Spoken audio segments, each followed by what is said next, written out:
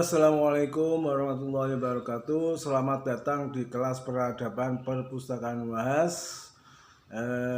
Pagi ini kita akan membahas mengenai tenaga sarjana, lembaga, majalah, dan prasarana ilmu antropologi.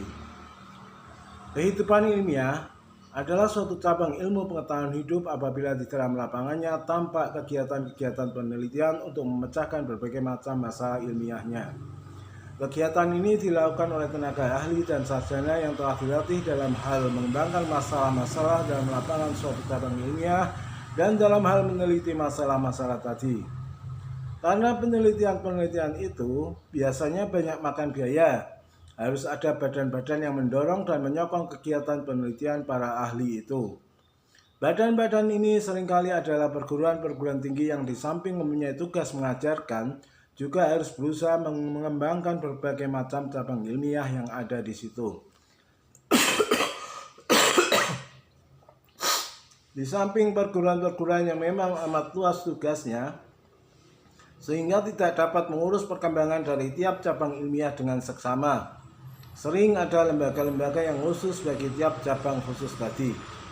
Lembaga-lembaga ilmiah biasanya memberi sokongan kepada para ahli yang melakukan proyek-proyek penelitian, menyelenggarakan pertemuan-pertemuan atau kongres-kongres ilmiah di mana para peneliti dapat berjumpa untuk bertukar pikiran, dan seringkali lembaga-lembaga itu membiayai terbitnya majalah-majalah ilmiah.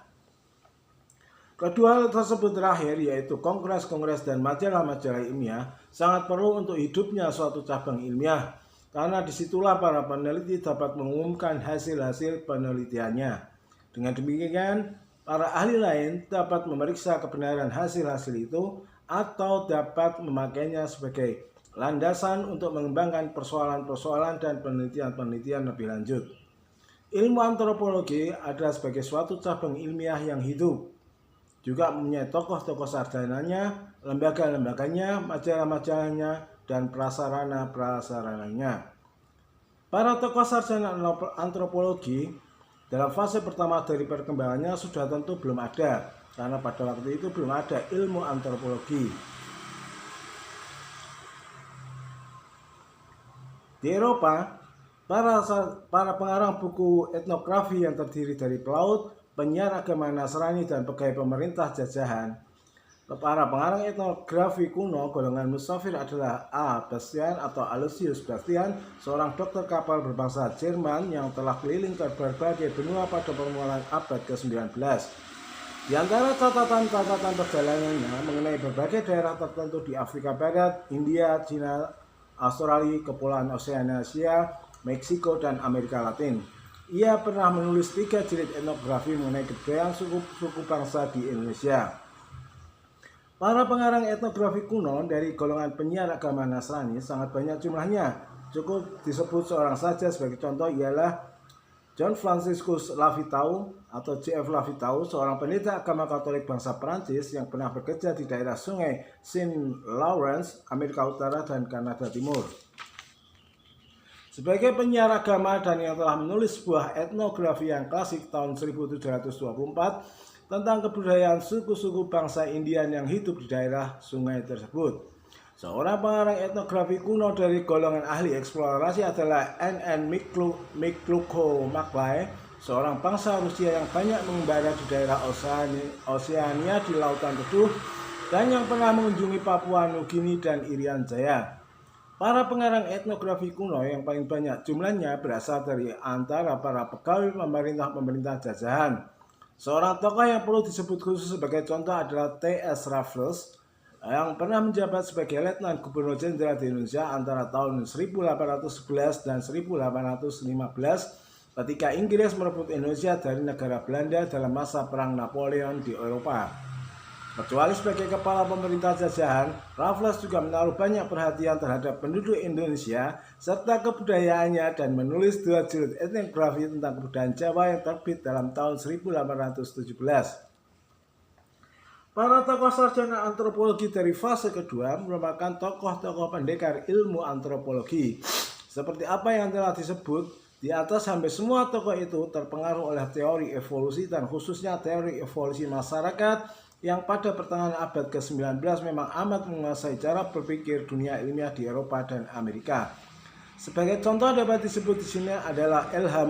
Morgan, seorang sarjana hukum bangsa Amerika yang kemudian bekerja sebagai pengacara di antara para Indian di Amerika Serikat bagian timur untuk membantu mereka dalam soal-soal hak tanah.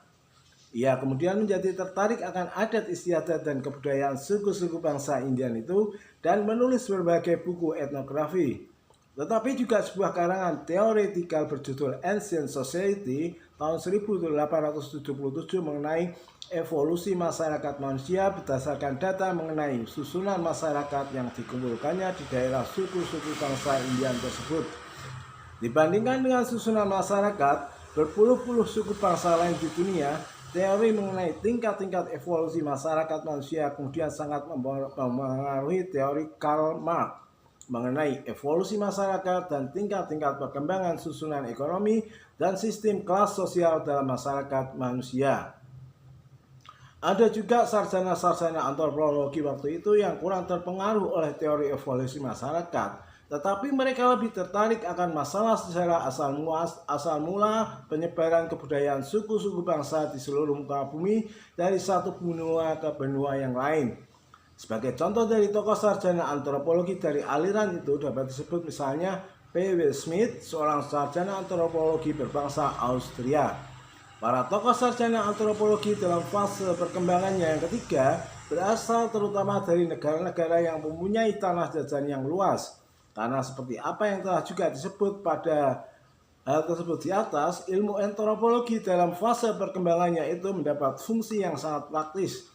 Ialah mempelajari masyarakat dan kebudayaan suku-suku bangsa di luar Eropa guna kepentingan pemerintah kolonial. Tentu saja, Inggris merupakan negara yang paling utama di antara negara-negara kolonial lainnya yang telah menyumbangkan suatu ilmu antropologi seperti itu. Contoh seorang tokoh antropologi Inggris yang bernama B. Malinowski yang telah menulis banyak buku antropologi tentang penduduk kepulauan Trobriand yang terletak di sebelah tenggara negara Papua Nugini sekarang. Namun karena tanah jajahan Inggris itu sangat banyak dan hingga Perang Dunia Kedua meliputi hampir seluruh muka bumi, maka banyak tokoh sarjana antropologi Inggris yang menulis tentang kebudayaan suku bangsa lain seperti M. Fortes yang banyak menulis tentang kebudayaan suku-suku bangsa di Afrika Barat, khususnya Ghana Utara.